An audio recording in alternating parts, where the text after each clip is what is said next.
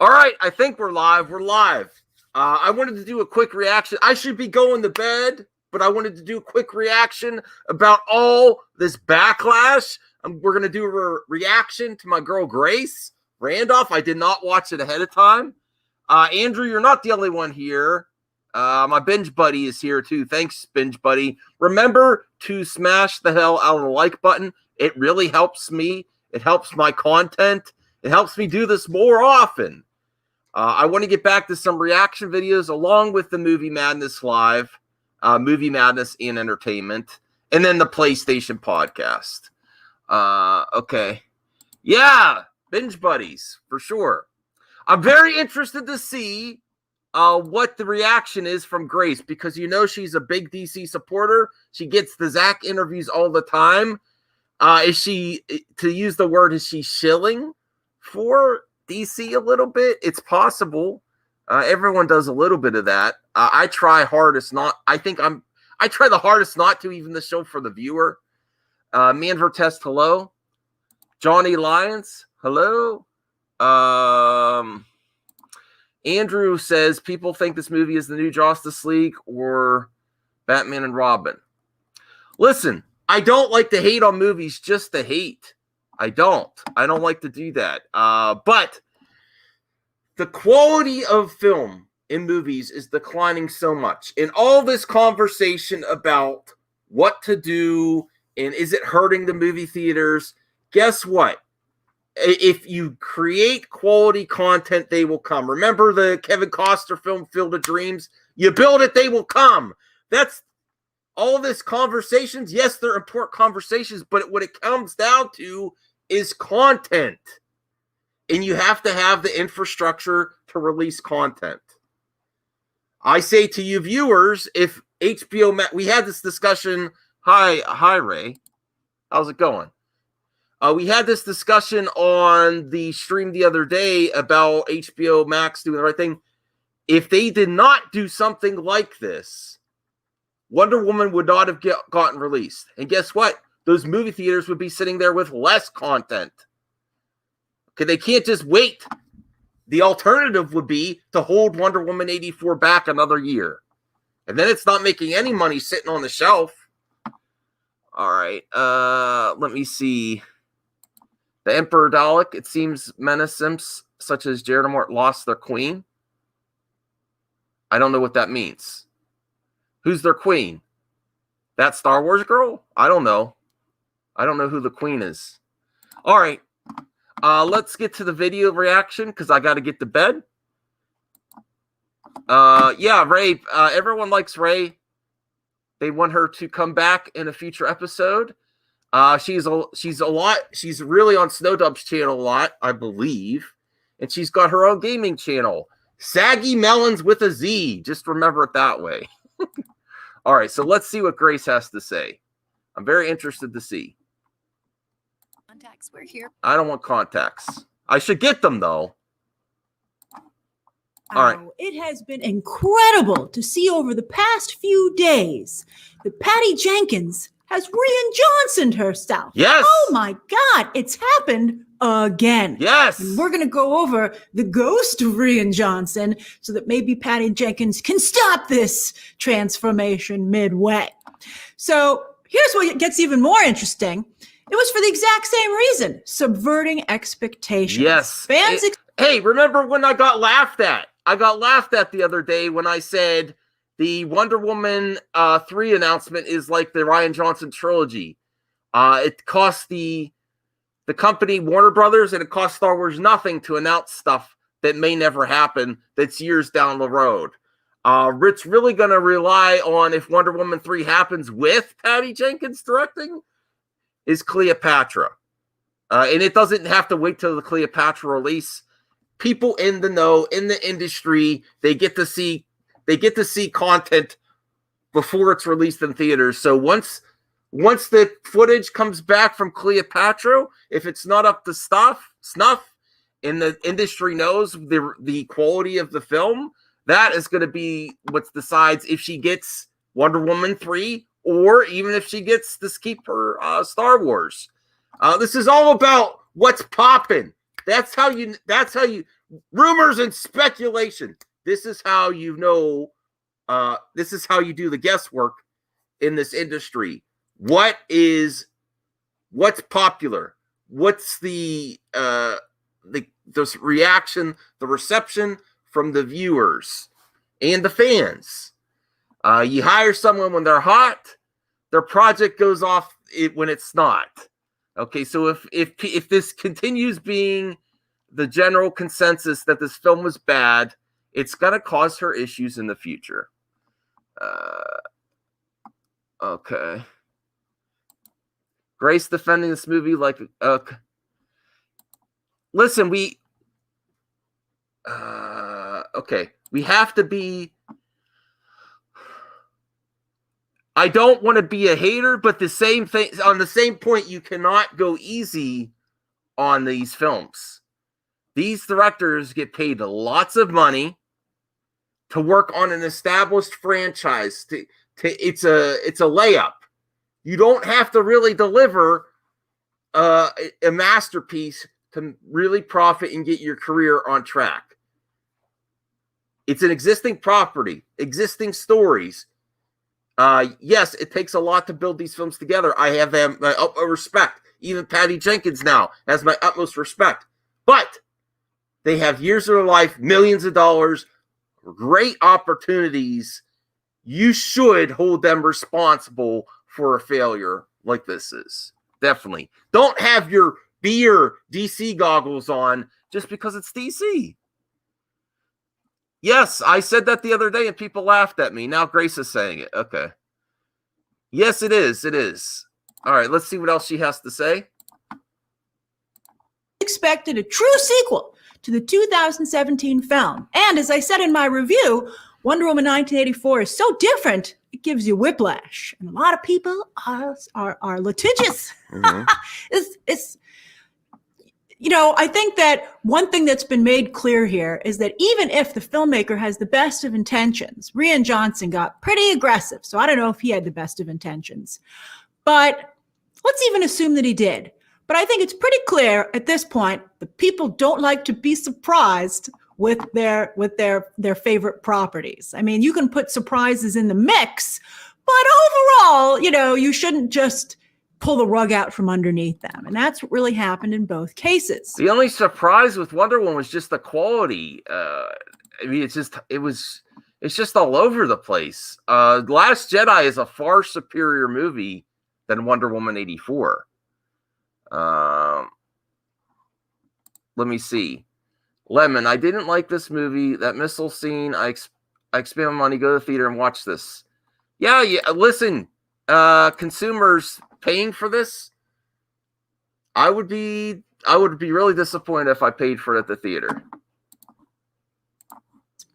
Now, again, as I said, Johnson subverted expectations intentionally. He definitely, I mean, his heart might have been in the right place, but he thought that was a good creative approach. He was like, oh, you guys are going to love it. And nobody, I mean, I liked The Last Jedi, but just as the same situation here, you can't deny the overall reaction. And that's a big part of business. You know, this is least, you know, it's show business. At least, yes, exactly. At least she is more grounded in this video than her reactions on Twitter.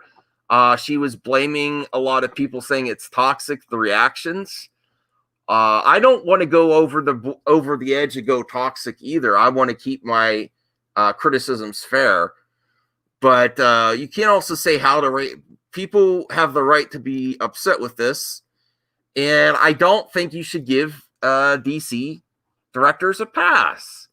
Even Zack Snyder, I love everything he does so far.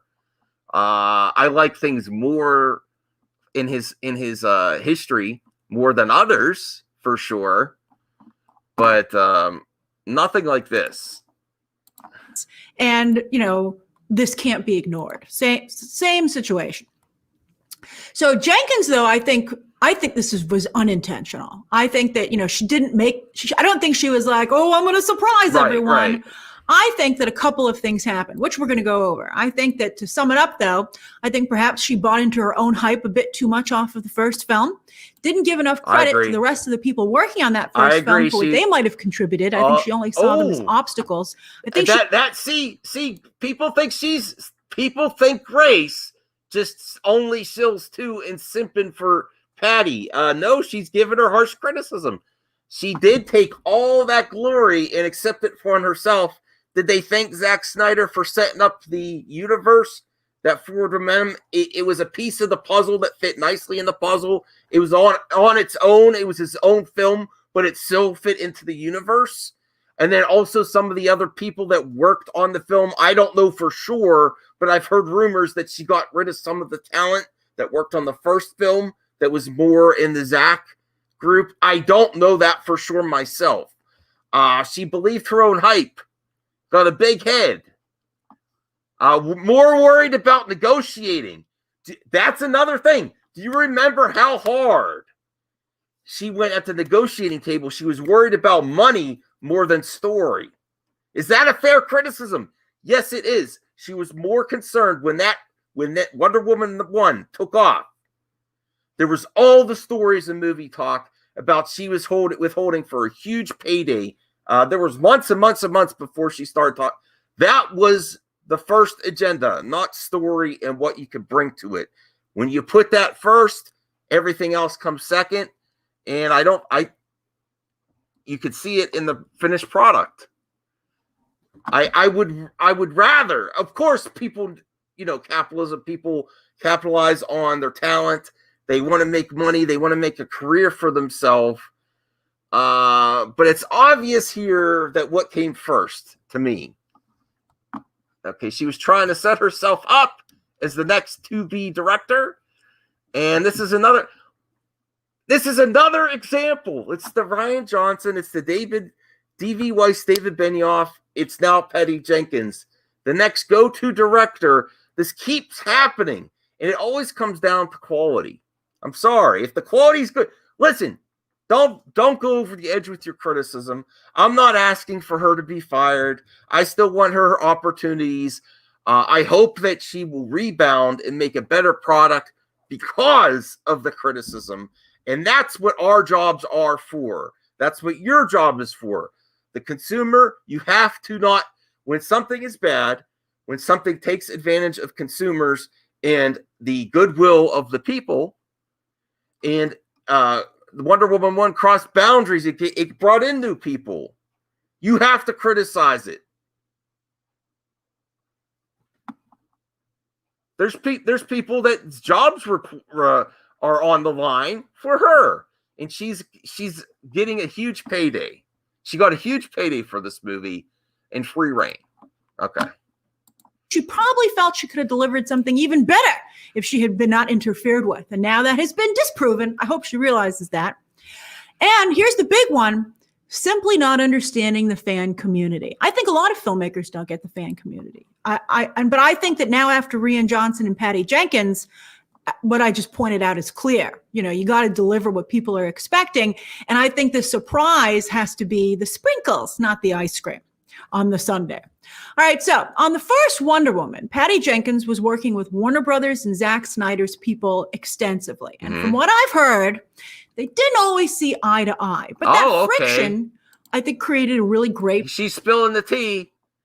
She's spilling the tea about that. A little bit of pushback is a good thing. If it crosses the line... Look, she's saying there that it wasn't... She's giving you a little bit of backstory about the first production. And just so you know where my content and my channel is going this week, I really want to examine. I am not critiquing and criticizing just to criticize and get in on the hate clicks. I'm very passionate about this topic, and I want to discuss the quality of movies and how that is the major problem with coming back after the pandemic. The content that I've seen that's been withheld from the start of this pandemic to the actual release on streaming has been really subpar to poor. There's a downward slide. I'm not a hater of the sequel trilogy. I do think that anymore. I do think that the quality has declined, though. I think there's great things about the sequel trilogy. I love the characters. But film, movies, there's a big decline. And then there's suspension of disbelief, which is always in movies. But there's just leaps of logic and gymnastics in these movies and just shit popping everywhere that makes no sense. Visual noise, bad edits, and the story comes second. And this is a discussion that we're going to have. Again, my main saying is, you build it, they will come. The content comes first. You have to keep these companies rolling. You build it, they will come. And if HBO Max did not have it on streaming and in theaters, the theater owners right now during the Christmas holiday would have nothing to show. Because if they get no added benefit from Wonder Woman 84's release, except theatrical income, when people can't even see it, this would have been delayed another freaking year. And then sitting there where interest is being added to the investment of the film, stocks may slide if you have no content on HBO Max. And then the bills are coming in after the merger. It is an important decision. Let me see what else the chat is saying. Let me see. Okay, Man Vertest, I would disagree about The Last Jedi being better than Wonder Woman 84. I'm saying the quality of the film, I think Last Jedi did more damage to the character and the universe than Wonder Woman, though. Okay, so I'm saying with the quality of the actual product, the film overall is a better film, to me, in my opinion, than Wonder Woman 84. But the damage to the universe, to the overall story, considering how you feel about the impact of Luke and The Last Jedi had more impact. Jeff Johns. I agree. Marvel movies are hey, I like Marvel movies. I'm also going to comment on the Marvel hate. I love DC. DC is my jam. I put that ahead of Marvel over wearing a Doom mask. But I also feel there's a lot of hypocrisy saying, don't be a hater of DC films. And then it's like, it's a damn Marvel film. I see that a lot. Okay. Zeno, and then we're going to get back to Grace. Basically, Jenkins had a hit with Wonder Woman, so they let her take complete control. Yes, and she held out for a big payday, which is her right. That was the priority, not what she could do for the film or the film itself. All right, sounds familiar. I think she had some. I don't know. I have to research that. Daniel's Hot Topics. Yes, it did. Max, how do you like Wonder Woman 84? I think is a big missed opportunity, is all over the place. And my ultimate test is my wife, who is generally very positive about movies. She loves these characters. She loves superhero films. She loves popcorn films. And when she is not enjoying it and she sighs at the end and just leaves the room, I know it wasn't a good product. All right. The last comment before we get back to Grace. If Snyder helped write Wonder Woman 84, the movie would have been good. Okay. Jenkins said, oh, okay. Thanks, Zeno. Thanks for that heads up.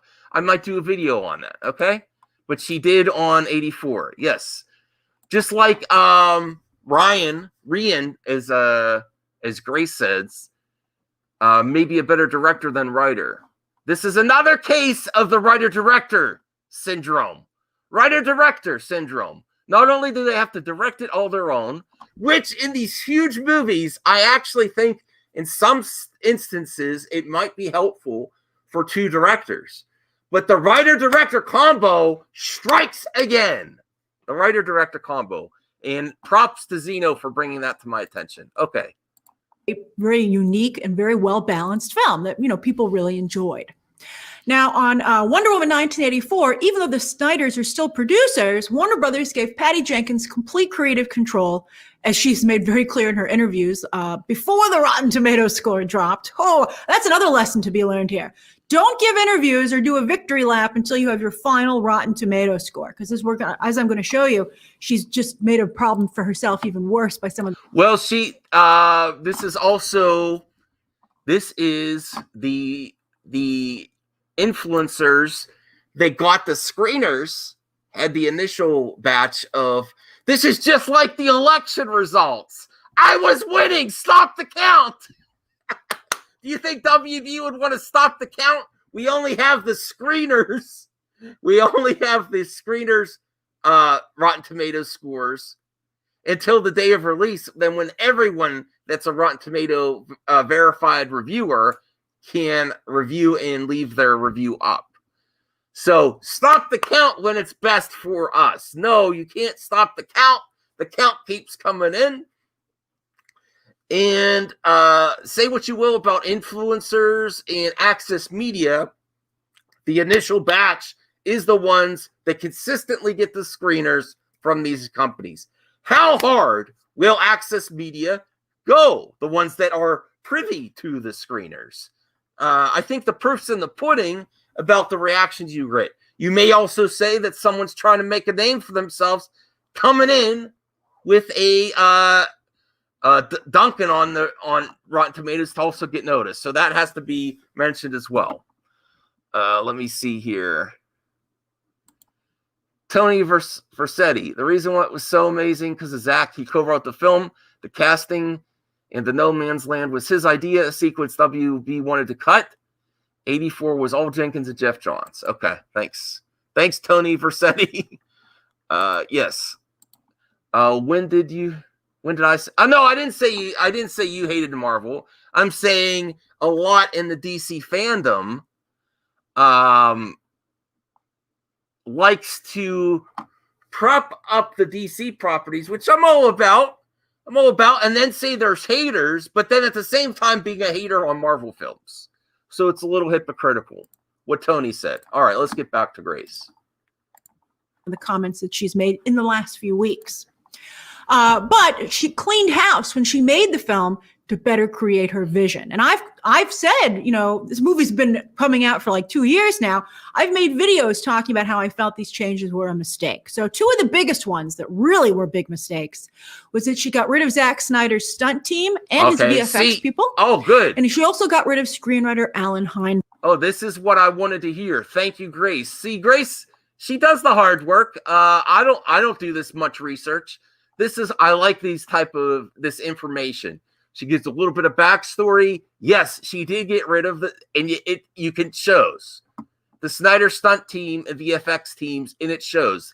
Those are some criticisms that even proponents of the film bring up, that the quality of the CG is somewhat iffy, and that the stunts and the action is not as well, besides the awful story. So there you go. Oh, that was a huge mistake. Those two things were horrible. Alan Heinberg not only came up with the Disney princess angle for the first film, brilliant, but he actually wrote Wonder Woman comics. He's an extensive comic book writer, and that was one of the titles he worked on. He also created the Young Avengers. And he's not being, no one's checking with him on that property over at Marvel. Don't do this. Don't go down this path, Marvel. You could call these comic book people up. Comic book people, especially because the comic book business is having problems, they're not that busy. All right, so anyway, instead, Jenkins doubled down on Jeff Johns, who, to be fair, I think has zeroed in on Patty Jenkins as his only remaining connection to DC Films, as everyone else abandoned him. He got fired as being the head of DC Films. Everyone else was like, get out of here. But he had already sunk his hooks into Patty Jenkins, and she felt that he was her safety net, erroneously, that he would be her safety net of making sure this stuff was comics accurate. She should have picked up the comics.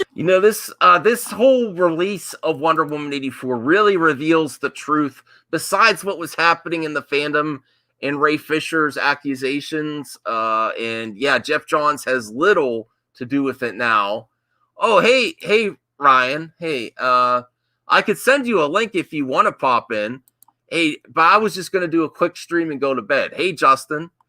Yeah, we're still talking about Wonder Woman 84 and the quality of film, and Grace spills the tea, revealing a lot in the discussion. Thank you so much for the discussion in the chat, starting with Zeno.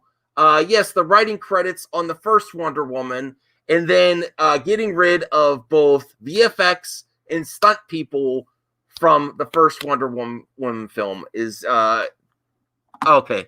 You're about to go to bed too? Yeah, I'm trying to do these quick solo streams just to get some more content out there during the week. I'm not being very successful though. I'm pausing too much and going to the chat.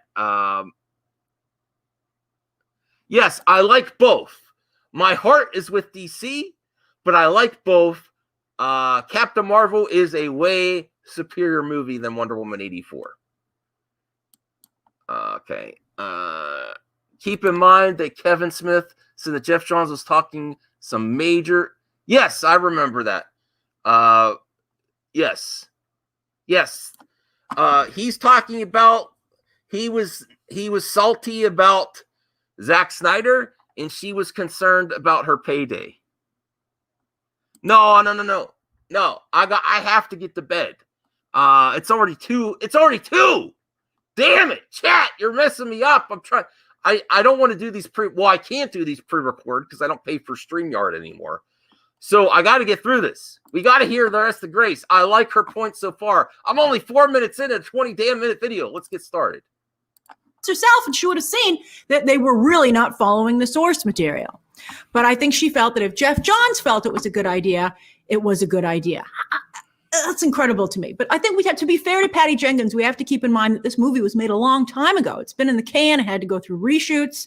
So I don't think that anyone I knew, but very few people knew how bad Jeff Johns was at the time that they really were making Wonder Woman 1984. And despite his extensive work at DC Comics, getting to net zero emissions means change. Discover more about Shell's climate ambition. All right, net zero. Hey, you. No, who's this? What is this? All right. Something different. Where, again, to be fair, Jeff Johns was very successful. He was very successful as a comic book writer. That's how he got moved up to the movies. They were like, "Oh, you're so good at writing the comics. I'm sure you could help us with the movies." Oh my God, fast forward. I disagree. He did not. In fact, well,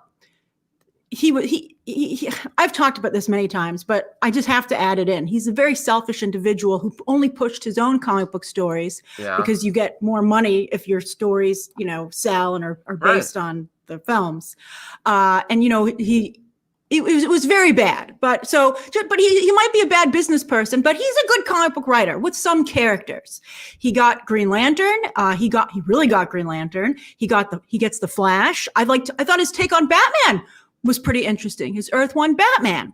But just because you get some characters doesn't mean you get them all. And Jeff Johns has never written a Wonder Woman comic. So it's incredible that, I think this underlines how little Patty Jenkins knows about comic books. Oh, it's a little bit like how Margot Robbie was able to be taken. That's as much heat as she's throwing. Yeah. She just trusted in this guy.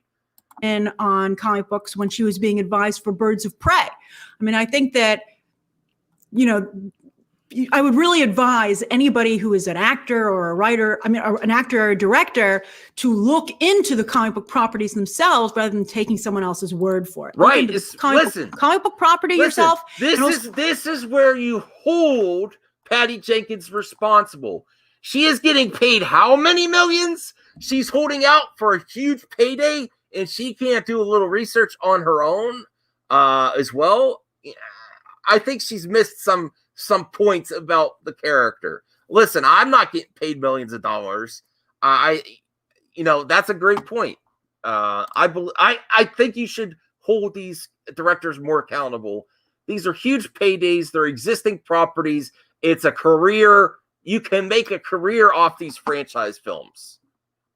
Is it hard to produce a movie? Yes, it is hard. Is it hard to do quality? Yes, but you get somewhat of a pass for making a decent superhero movie. You don't have to come out with something amazing. You keep an amazing stunt team, amazing VFX, and then you work on the story points, and it's all gravy, baby. You have all this talent. It's this damn writer-director combination that every everyone in Hollywood is obsessed with. Writers, I think the majority of these directors should say directors, and you should have a good writer. Not this writer-director egomaniacs like Rian and Patty getting Jeff Johns. So she helped with Jeff Johns, and it shows. So look into the fandom and find out what the fans generally like instead of trusting someone else that they know what's going on. So anyway, Jenkins could have consulted some of the most popular Wonder Woman comic book writers of all time that are still around today. There's Greg Rucka, who recently just updated Wonder Woman for DC Rebirth, brilliantly so. His Cheetah origin story was so good. And there's also George Perez and Phil Jimenez. And again, these guys are all around. Yes, I think we deserved, and the character deserved, an amazing Cheetah origin story. We got a mediocre and lame one. Where if it was a focus on Cheetah, it would have been so much better. The villains is the best. The best comic book movies have a strong origin or a strong story for the villain. Cheetah is so important. I don't know as much about Wonder Woman's franchise and comics, but I do know from the little I know that Cheetah is so important. So she should have been treated with much more respect than this. You got a boner for who? Justin? Okay. Thanks for sharing. And you could consult them. And and she had Alan Heinberg, but she threw Alan Heinberg away. And as long as we're talking about comics, I think it is worth noting, some of you pointed out that Wonder Woman 1984 doesn't follow any of the source material. Its origin for Cheetah is totally off, and Maxwell Lord is basically a different character. They couldn't do the neck snap thing because they already did the neck snap thing in Man of Steel, which they stole from Wonder Woman, which annoyed me a little bit. But you can't do that again, especially when the neck snap was so poorly received in Man of Steel. So it's really hard to do the Maxwell Lord story when the biggest thing that people remember it for is you can't use it. Although I liked what they did with Maxwell Lord, but as you can see, a lot of people did not care for it, or it wasn't enough to save the movie in their opinion. Wonder Woman 1984 also focuses heavily on Richard Donner's Superman and the Linda Carter TV series, which, by the way, both came out in the 70s and not the 80s. So why not call it Wonder Woman 1970-something if you're going to have those as inspiration? But the problem there is that style isn't popular anymore. Frank Miller made comics darker in the mid-80s, and Zack Snyder, interestingly enough, made comic book movies darker based on... Are these facts, Zeno? If that's true, that's interesting. I don't know the timing. Jeff Johns left the Wonder Woman 84 project before it went into production. Okay. I don't know if that's if that is true. That's interesting. Yes, even though he wrote it, it's up to the director for the follow through.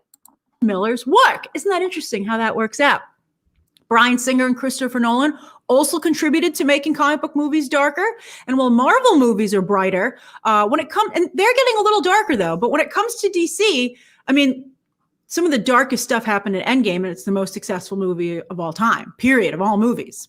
But when it comes to DC, fans still clearly prefer the darker, realistic treatment. Aquaman, I loved Aquaman, and that made $1 billion. But I gotta say, nobody ever gives it any credit, and nobody even remembers that it made $1 billion, which is weird. I hope Aquaman 2. James Wan is a really good filmmaker.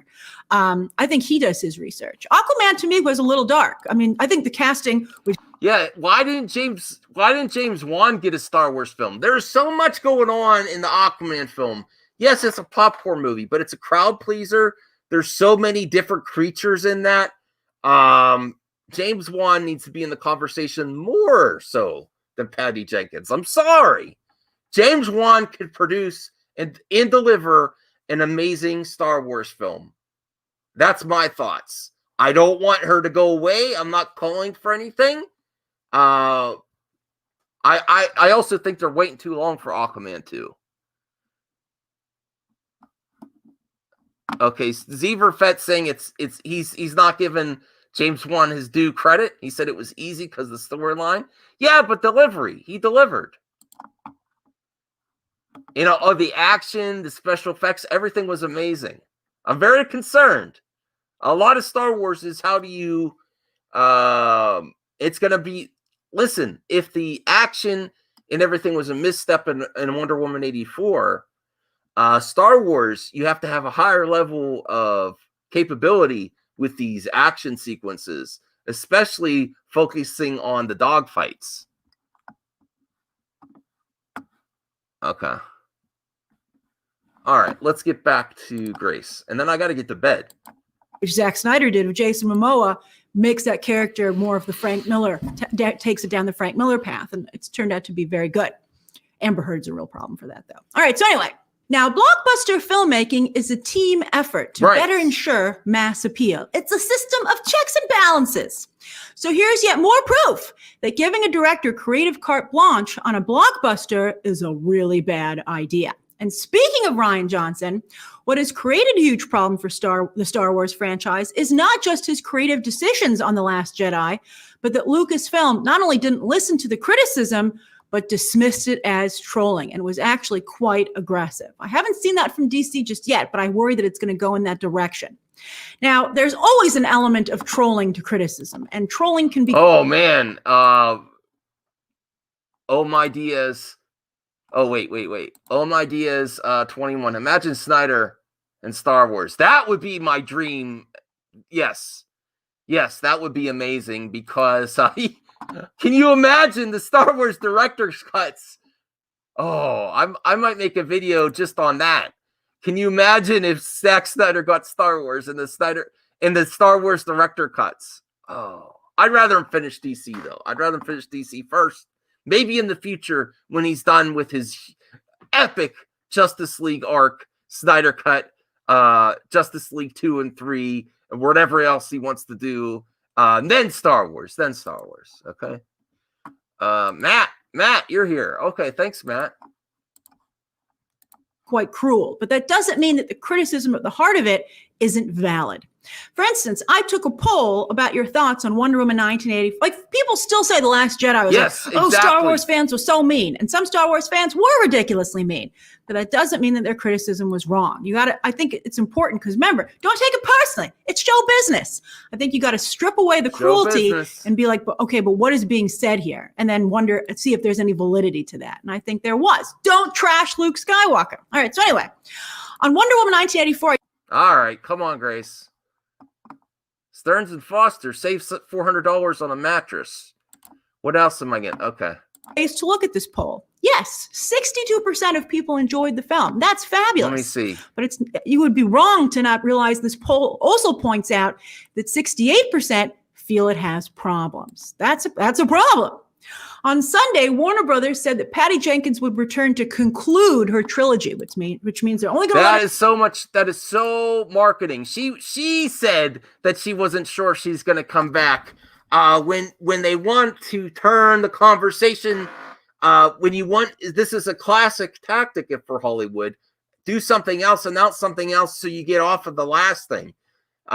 People are talking about Wonder Woman 3 as much as they can for damage control from 84.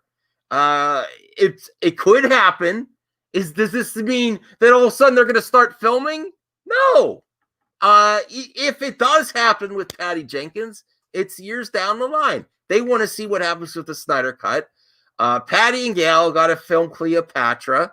And then I think those also, it's really gonna have to see what happens to Cleopatra before either the Rogue Squadron film or Wonder Woman 3 becomes anything. And I'll tell you what, this is also DC. We still don't have Aquaman 2. What are you talking about Wonder Woman 3 for? It was totally damage control. Complete. It was a complete blow-off announcement, just like the Rian Johnson trilogy. That's what I said the other day. Completely, there's no substance to this announcement. It only benefits them. And the likelihood of it... Now, I think Patty Jenkins coming back for the third film is a lot more likely than the Rian Johnson trilogy ever was. But it's the same type of announcement. Or make one more. But I would also like to point out that Lucasfilm at the time backed up Rian Johnson by doing the same thing. They said, we're going to give him a whole trilogy. And we have yet to see it. So let's see what happens with Patty Jenkins. If she does get to return, and as she gets ready to join Star Wars herself, with fans already less enthused about that after seeing Wonder Woman 1984, here's hoping again she doesn't dismiss the legit criticism. And let's break that criticism down. I've stripped away the hate, and here's what I think needs to be taken away from the reaction to Wonder Woman 1984. There's a lot of it. All right. The story. A lot of you have told me you just don't care for the script, from deviating from the source material to the bigger focus on Maxwell Lord instead of Wonder Woman herself to wasting an iconic Wonder Woman villain like Cheetah. Yes. So the lesson here is pick your screenwriter or co-writer, as Patty Jenkins herself co-wrote Wonder Woman 1984 along with Johns and David Callahan. David Callahan, by the way, is the sole writer on the upcoming Shang-Chi and Spider-Verse 2 movies. Oh my God. So we'll see if he was the problem or if it was all Jenkins and Johns. But there have been other problematic screenwriters recently. We've had Chris Terrio. He's been an issue. There's Chris. Well, here, Barcelona B. Excellent comment. Excellent comment. This is worthy of discussion on its own, Barcelona B. Patty has only been responding to positive reactions on Twitter. And that's all she should. That's all she should. Because you don't want to jump the shark like Rian Johnson. If his trilogy ever had a chance, he messed it up by responding to every single criticism. She should never respond to a fan on Twitter that does not like this film. There'll be videos on it. Everyone is going to be following her Twitter feed for her first time she snaps a little bit or a little bit of a clap back. Patty Jenkins, be quiet. Not that she doesn't deserve the right to respond criticism herself. She should keep positive. Don't say anything. Or if you do, focus on the positive. Do not respond. This is advice for all directors out there. Do not respond. Do not become a Rian Johnson. He will never recover from what he did on a franchise film. He will have a lot of success in movies he comes up with or story ideas on his own. I have a hard time seeing Rian Johnson. I say Ryan. Grace says Rian. I have a hard time seeing him ever being on a big blockbuster franchise film again with an existing IP because of how he responded to criticism, even if he thought it was valid. Okay. All right. Okay. Thank you, Barcelona. All right. Let's get back to Grace. Christina Hodson at Birds of Prey. But yet Warner Brothers and other studios keep hiring these writers for more franchise work. It's a little bit like Julie Taymor's Spider-Man Broadway musical. I also thought that was interesting. But the clear thing here is that every time you have talent come in here to do these projects who don't like comic books. Maybe they don't. I'm not saying they hate them, but they're not their cup of tea. But they come in and they say, oh, you know what? You know what interests me about this character? Changing them. Yeah, oh, yes. And then the writer-director disease. They get more money. It builds their ego more if they're the writer-director combo. It gets them to have their production companies get all kinds of work. It's millions and millions of dollars. Get the hell out of here. You know what would be a great thing for a director to come on a franchise film? Saying, I want to hire a great writer. I don't want to write it myself. Okay. Now there are some that are capable of writing it themselves. But if you see the majority of the issues in the industry right now are these writer-director a-holes that think they're above everyone else. You have to be very proficient to do both. Not everyone can do both. So until you are proven to be a writer-director combo, you should, in my opinion, you should direct only and get a great writer. All right? Not only it's selfish unless you're proven, I think. Reinventing them into something I do care about. And that is proven to be a horrible idea. So they need to stop doing that. They need to stop hiring screenwriters who are going to put an interesting twist on it. Todd Phillips did that to Joker. Although That was very divisive as well. I thought that was brilliant. And in that case, because it had the darker, more realistic tone, I think people were more interested to see what path Phillips took them down. Maybe if this movie had just been really dark and angry with better action, although there's like no action in Joker. Oh, no. See, the third act is so important. Now Grace is making the dark and angry, like that's what Snyder cut. I don't like the way that's minimizing what Snyder cut. No, we like complex, real takes on superheroes. That happens to be dark and more aggressive. Just as look at the real world. The real world is dark and aggressive and complicated, and people protesting about everything, and people's ideas, and the world divided. That's the real world. That's why the Snyderverse makes sense. I don't like her minimizing what DC fans like, that we're just dark and angry. No, that's not true. I didn't want Wonder Woman 84 to be dark and angry. I thought it should make more sense. I wanted good action. I wanted a good villain origin story. We didn't get any of that. And nothing that moves the franchise forward, nothing that moves the universe forward. Pretty much, we could have not seen this movie and gone right into the next team up movie, Justice League or Wonder Woman 3. It doesn't justify itself. And saying Wonder Woman 84 right at the beginning, that's intriguing. What is she going to do with this great time frame? Why is it in 84? And it's just superficial. Important. And Joker nails the third act, and I think Patty Jenkins really messed up the third act here by having a conversation instead of a fight. And also, I think the powers were hard to follow, which is also the script's problem. All right, cool. Maxwell Lord's powers. Kevin Feige loves Marvel just the way it is. He also loves Star Wars, by the way, and is supposedly supposed to be moving over there at some point. Okay. Although speaking of Star Wars, Jon Favreau and Dave Filoni love Star Wars exactly as it is. And that love has been imperative to their success. They got to get some people working over at DC who like the source material as it is. Matt Reeves seems to really like Batman, or at least get Batman, and that's promising. Next, the cartoonish tone was an issue for a lot of people. Some people look at comic books and think... No, I was okay with some of that. At the beginning, I was having fun. I was like, okay, this is the route we're going. I will play in this sandbox. But it didn't. It then meandered into a horrible story with ridiculous consequence. The whole the wishing, okay, go with that storyline, but then I rescind my wish is the answer. It was completely ridiculous. Aladdin did it much better. The animated Aladdin and the live action remake is just ridiculous. I take it back. I take everything back. Okay. That they are cartoonish, which is a mistake. I believe Jenkins put too much faith in nostalgia for the Linda Carter TV series. I'm like, people also fondly remember Adam West's Batman, but just try and take that approach to a Batman movie. People would be equally as upset. Jenkins herself said in a recent interview that Warner Brothers was worried about the tone when she showed them the dailies, and she told the studio to trust her. Her hubris to get the credit for the movie for that choice created a situation where she now has full ownership of a creative choice that is hated by a lot of people.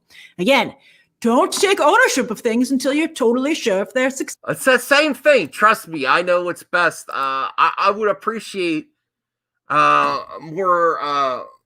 more input from everyone to make a better film. Unless you are, listen, Zack Snyder has earned his spot. We thought that she did with Wonder Woman, the first one, but I mean, like Grace said herself at the beginning of the video, it may have gone to her head. Trust me, I'm the hot stuff right now. Successful. Then you'd be like, oh yeah, we all chose that, and it was unfortunate. And hope that your studio and coworkers don't throw you under the bus, being like, no, Patty, we told you this was bad. Then there's the lack of action. I pointed out in my own review of the film that I felt that was a mistake. And I felt that replacing a big fight in the third act with a speech was really risky. And it turned out to be really risky. Yeah, I know. Like Jenkins again here shot herself in the foot once more, recently revealing that it was Warner Brothers who had insisted on a big third act fight in the 2017 film, which she reluctantly delivered. She wanted to have like no action in the third act the first time around, but she was overruled. See how that tension made things work out a little bit better. But when you hear that story, it makes you feel that maybe that third act fight could have been better if Patty Jenkins wasn't so upset about having to add it to the movie. And again, she takes full ownership of a creative decision, not only with the new movie, but also in that original one, that has been very poorly received. You're like, oh no, this lack of action decision was your fault. And then also now it seems it was your fault that the third act fight wasn't very good in the 2017 movie. That's weird. I don't know why she would have done that. Furthermore, Jenkins decided to not only make Wonder Woman only play defense in her fighting, but taking away her sword and shield, which we all felt was a mistake as soon as we heard. All right. Just so you know, I am going to be covering more about the state of movies now, the quality of the movie. Okay. Also, making Wonder Woman losing her powers for a good chunk of the film, so she's weaker. Audiences have made it super clear in their response to Wonder Woman 1984 that they want to see a Wonder Woman who is a skilled and aggressive warrior. I think that is a huge takeaway from the criticism. That should be front and center on any future appearances of Wonder Woman. And then there's the way Steve Trevor is brought back, which will haunt Patty Jenkins forever. As I reported to you a long time ago, Patty Jenkins got the idea that it would be clever to reference the movie Heaven Can Wait, which nobody remembers, much less remembers fondly. I don't know why she wanted to reference this, but she really got it in her head that she wanted to do this. Just like I heard she fell in love with the idea of Wonder Woman lassoing the wind instead of outright flying, even though everybody in the room told her that also wasn't a great idea. And she got rid of everybody in the room. All right, so anyway, in Heaven Can Wait, Warren Beatty comes back from the dead in the body of a man who's been murdered, which is part of the story. They're like, oh my God, we thought we killed him, but he's back. It's an okay movie. But here though, Steve borrows the body of a man who's still very much alive. And Wonder Woman not only doesn't question what happened to the guy who was using this body before, but then she has sex with his body. This is bad. Some people are very upset about this, not just because of what actually happened, but because it's hypocritical. That's really, I think, what's making people particularly upset about it. Okay. If the genders were reversed, the internet would explode at this story point. But the fact that the internet is not exploding seems unfair because it is unfair. I mean, I think that you have to give that to people. It's not good.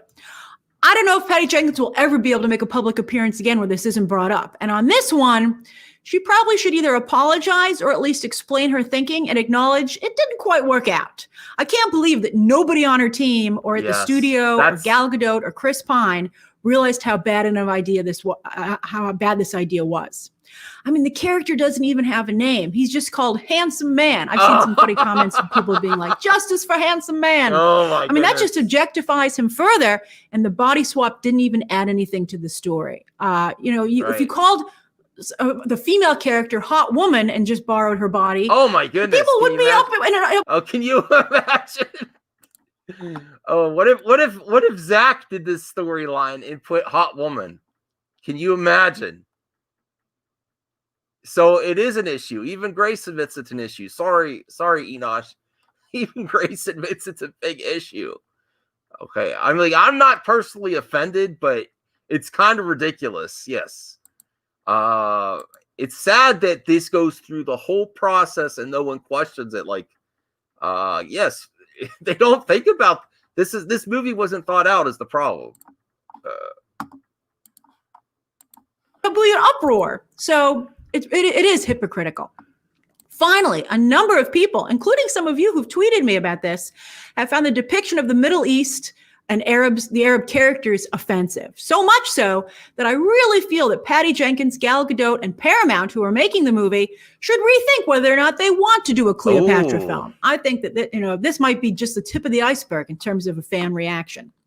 So while I enjoyed Wonder Woman 1984, I realized the risks that it took. I really enjoyed it from an artistic perspective.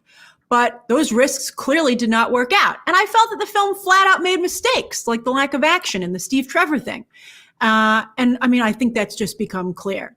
Here's hoping that DC doesn't follow Star Wars down the rabbit hole of fighting with fans or ignoring them, something that Star Wars still has yet to recover. Patty, do not respond to criticism on Twitter, please. Don't start mass blocking people either. That's not going to be any better. Rian Johnson's fine, just he's going to start making Knives Out movies now, but Star Wars will always haunt him. And going forward, I hate to see talent reluctant to join DC, just like they're reluctant to join Star Wars, because you don't know if fans will love or hate what you do, because you have talent coming in here that's not fans of the work, and they don't have a strong guiding force like Kevin Feige as a safety net. I think the Disney Plus shows are also, the Star Wars Disney Plus shows are thriving because talent there feels at least they have Jon Favreau and Dave Filoni to watch out for them. And with the movies, it's really a crapshoot as to I'm worried about Taika Waititi. I don't know he did so well on his Mandalorian episodes, but I do have a concern. Maybe Kevin Feige will produce his film. You need someone backing you up who's really a fan of the material.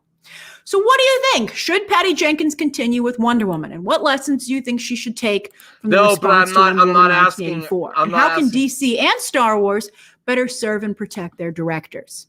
Share your thoughts down below. Subscribe today. And of course, as always, you can check out some more videos right now. Not right now, Grace. Not right now. Okay, so good take from Grace.